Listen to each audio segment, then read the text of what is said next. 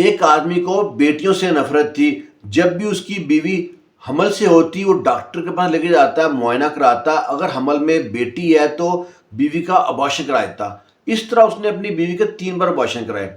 آخر اس کو بیٹیوں سے نفرت تھی کیوں؟ اس کے ذہن میں یہ بات ڈالی کس نے؟ یہ سچا واقعہ ہے. ایک آدمی تھا، جو لڑکا تھا نا، یہ اس کی تھی 5 پھوپھیاں.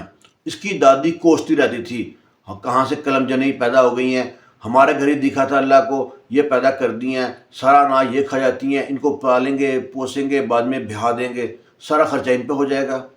وہ آخر ان سے جان چھوٹی ہے تو اس کی اپنی 4 بہنیں پیدا ہو گئی.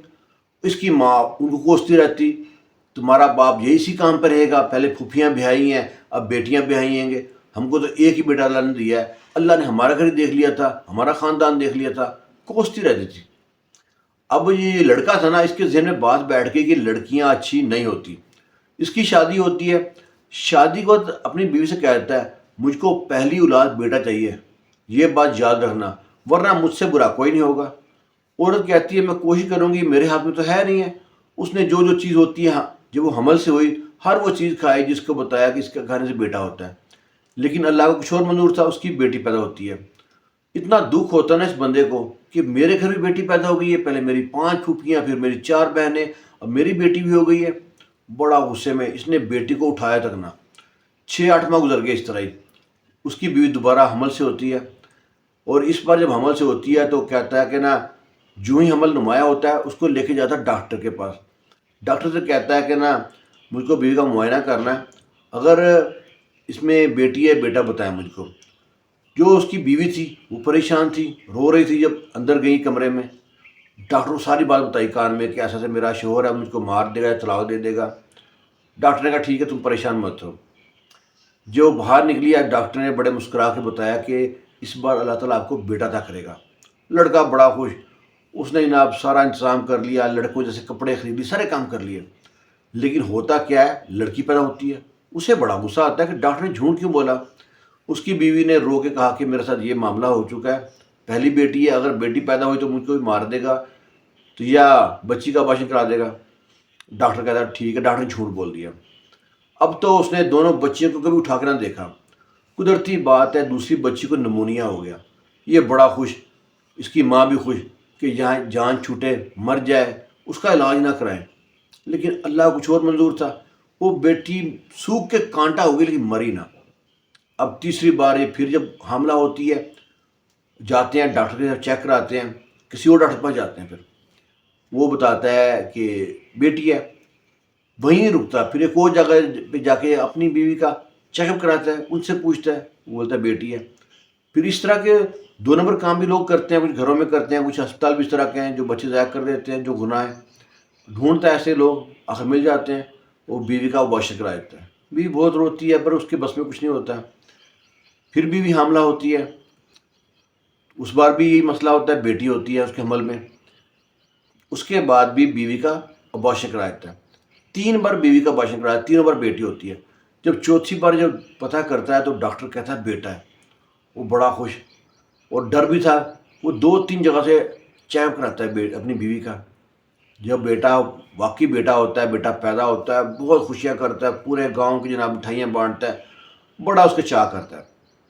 اتنا خوشی کرنے کے بعد نا، آخر جو بیٹا تھا جو کہتا اس کی ہر بات مانتا، جائز ناجائز. لاڈ پیار اتنا کیا کہ نہ بیٹا پڑھ پایا اور بگڑ گیا. آوارہ لوگوں میں بیٹھنا شروع کر دیا. تھوڑا بڑا ہوا تو اس کے لامے آتے، کسی لڑکی کو چھیڑا ہے، راستے میں کہیں شراب پی کے پڑا ہے، وہ شراب پیتا.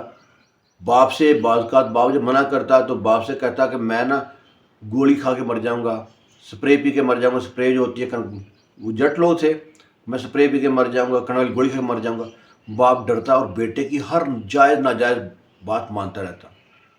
بیٹا گاؤں کا سب سے مشہور شرابی اور زانی بن گیا. آئے دن سے قصے لامے گھر تک پہنچتے. باپ کہتا نہیں، لوگ جھوٹ بولتے ہیں، آنکھوں دیکھی مکھی نکلی تو جاتی نہیں ہے. معلوم تو تھا لیکن جان بوجھ کے باپ جھوٹ بولتا رہا. اب بیٹیاں جناب اپنے اپنے گھر کی ہو گئی. اب یہ جوان تھا، پورے گاؤں میں دندناتا پھرتا، ہر الٹا کام اس کے پاس تھا. آخر ایک دن یہ نشے پہ اتنا نشہ کرنا شروع کر دیا کہ شراب سے پہنچ گیا یہ پاؤڈر تک. باپ کا لاڈلا تھا، باپ نے ایک دو بار منع کیا، جب پورٹر کا لاما گھر تک آیا، پتہ لگا پورٹر پی رہا ہے میرا بیٹا، اس نے بیٹے کو مارا پیٹا ہے۔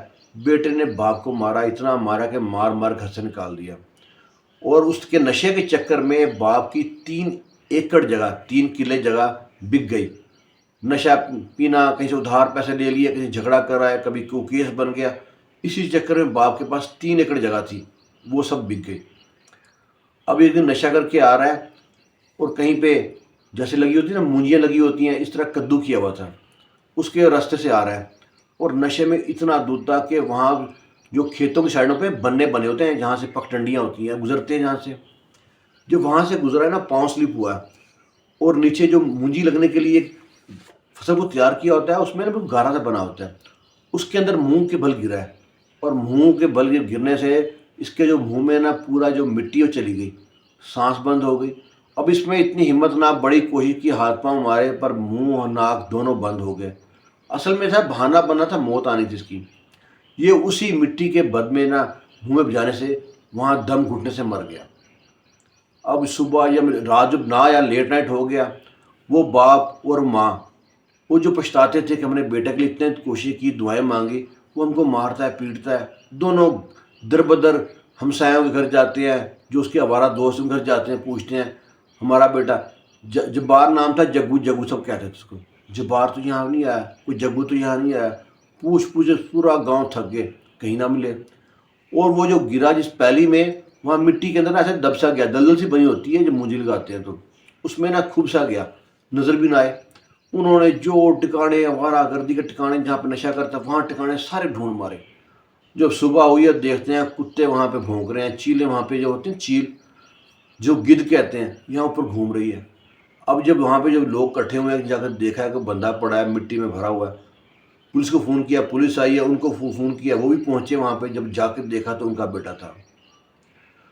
ماں کو اتنا صدمہ لگا کہ ماں وہیں پہ سمن بکمن ہو گئی، کومے چلی گئی، اور کچھ دن بعد ماں اس کی مر گئی۔ پیچھے رہ گیا اکلوتا باپ، جس نے بیٹے کے لیے اتنا جتن کیا کہ اپنی بیوی کے 3 آپریشن کرا دیے، ابورشن کرا دیے۔ باپ نے بالکل اب نارمل سا ہو گیا، اس کی کمر جو سی جھک کے ایسی سیدھی ہو گئی جیسے رکوع کی حالت میں ہوتے ہیں نا، اس طرح کمر ہو گئی، اور ہر کوئی اس کو دیکھتا اور اس پہ ترس کھاتا، اور اس کے قصے سناتا کہ اس نے اپنے بیٹے کو اتنا بگاڑ دیا تھا کہ اس نے باپ کی جو کمر جھکا دی ہے، ساری زمین جائیداد بک گئی، اور بیٹیوں نے پھر باپ کو سنبھالا، اسی بیٹیوں نے سنبھالا جن بیٹیوں کے وہ دشمن تھا جانی، اور جو سب سے خطرناک دشمن تھا نا بیٹی کا، جس کو مارنا چاہتا تھا، جس کو نمونیا ہو گیا تھا، وہ اپنے باپ کو گھر لے گئی، باپ کو گھر لے گئی، باپ کا خیال رکھتی۔ باپ بالکل عجیب سا ہو گیا، نہ بات کرتا، نہ ہنستا، نہ کوئی کسی کے پاس بیٹھتا، ڈرا رہتا، جب بھی کہیں مونجی کی فصل دیکھتا تو ڈر کے بھاگ کے گھر آ جاتا۔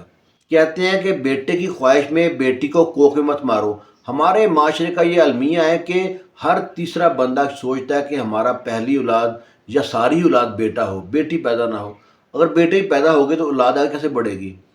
عقل کے اندھو، خود سوچو کہ ہمارے ہاتھ میں ہے نہیں ہے، اس کے ہاتھ میں ہے، وہ بیٹے دے، بیٹیاں دے، نہ دے، دے کے لے لے، یا ایسے ہوں کہ اب نارمل ہوں۔ آپ کیا کر سکتے ہو؟ کچھ نہیں کر سکتے۔ اپنی قیمتی رائے اس ویڈیو کے بارے میں لازمی دیجیے گا۔ خوش رہیں، شاد رہیں، آباد رہیں۔ اللہ حافظ۔